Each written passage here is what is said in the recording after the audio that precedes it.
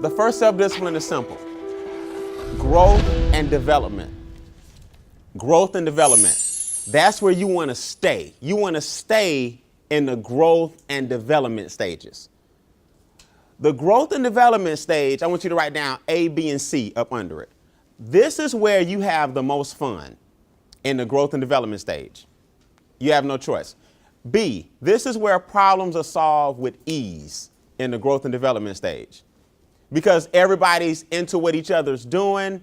Everybody's having fun. People who have fun always perform at a higher level because you love what you do for a living. The camaraderie, the energy is there. Nothing from the outside can stop it. It's just like a sports team. Anybody into sports, right? It's just like a team going on a rally.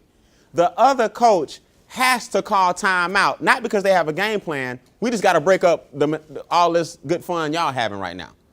I can throw an alley-oop behind my back and another person would just go up and get it. When everything is clicking on all cylinders, the other coach has to stop it. That's what phase one is. We call that phase one. Phase one is growth, development, synchronicity. Everyone's on the same page. We call it one big giant step forward. Problems are handled with ease in this phase right here. Because you're having so much fun and so many things are going positive, nothing negative is even allowed to mess up this synergy. Does that make sense to you guys? That's where you want to stay. Always moving in a positive direction, always treating each other like you have each other's backs, always within the team. Now, I don't know what you can do above you. I don't know what you can do below you, but I know what you can do with each other. That's important. And C, in the growth and development stage, this is where you want to stay. This is where you want to stay. Always evolve, always grow, always develop, always have fun. People don't quit things they enjoy doing. People don't quit things they enjoy doing. Here's the problem, and it's inevitable. Phase two, it's called management mode. Management mode. See, you can stop growing and developing to a point where you start managing each other. Now, no one's having fun anymore because management mode is where the politics set in. Now we're looking around and we're trying to govern each other to make sure everybody else is doing what they're supposed to do instead of you doing what you're supposed to do. And now you got a bunch of managers within the team and nobody's growing and developing. Phase two is a deadly pitfall for every organization. It's called management mode. And different small things take a group from growth and development to management. Different small things. It's really nothing huge. Small little things come together and take you out of phase one into phase two. And then here comes the dreaded phase three. Phase three is defense mode. Defense mode is when one of your peers tells you that you're in management mode and you get defensive. You get an attitude. Now no one can tell you anything now. Now, instead of the fun we were having in phase one, when things were booming, attitudes were positive, synergy was kicking, alley-oops were being thrown, I'm going up dunking.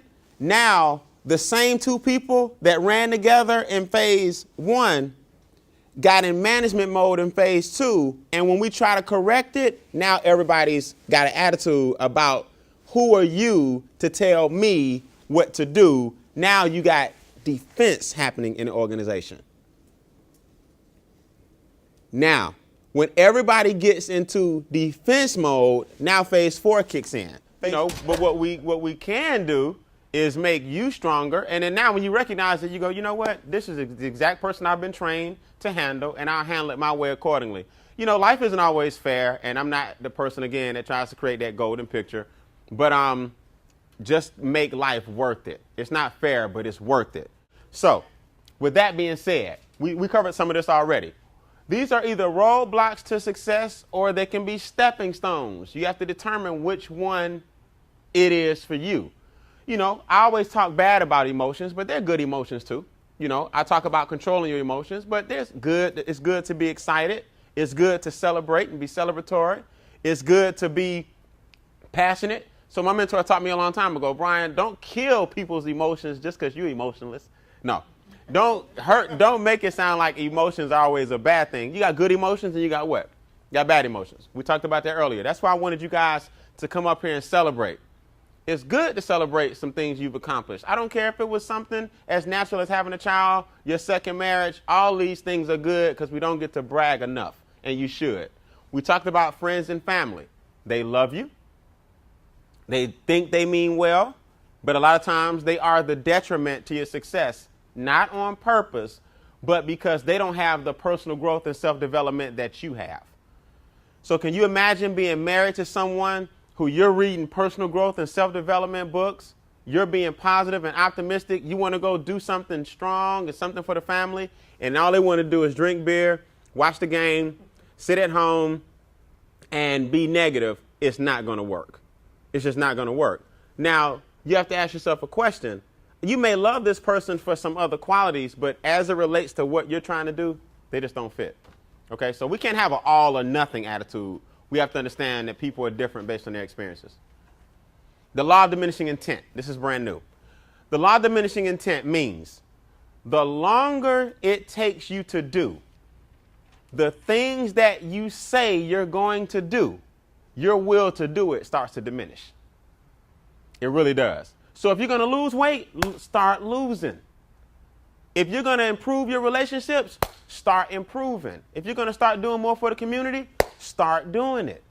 If you're going to start going to church more, it's time to go. See, in other words, some change takes time, like stop smoking and all these different things takes time. Some change you can start tomorrow, though.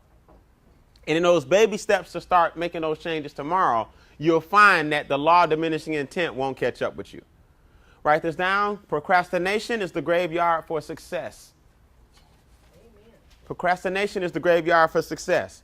You have to learn that these laws can work for you or they can work against you. And the law of diminishing intent is one of them.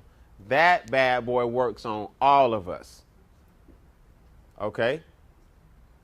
The longer it takes you to do the things that you say you're going to do, your will to do it starts to diminish.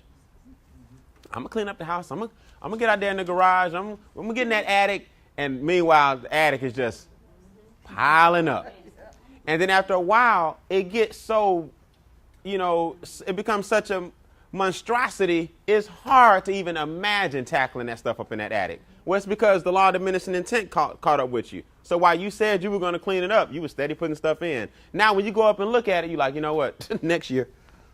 And your will to do it just dropped another notch. You will never get around to it. I'm going to spring clean. I'm going to spring clean. Yeah, how long you been saying it? In other words, guys, and I'm going to get into this in a second. When you think of something, do it. You'll be shocked. That's the number one thing to build your self-confidence. When you think of something, do it. You may not be able to walk 3 miles today, but you can walk 4 laps around the track. It's usually 1 mile. You can walk 1. But it starts with 1 lap. So when you think of something, just do it. Start doing it. You will be shocked. Write this down.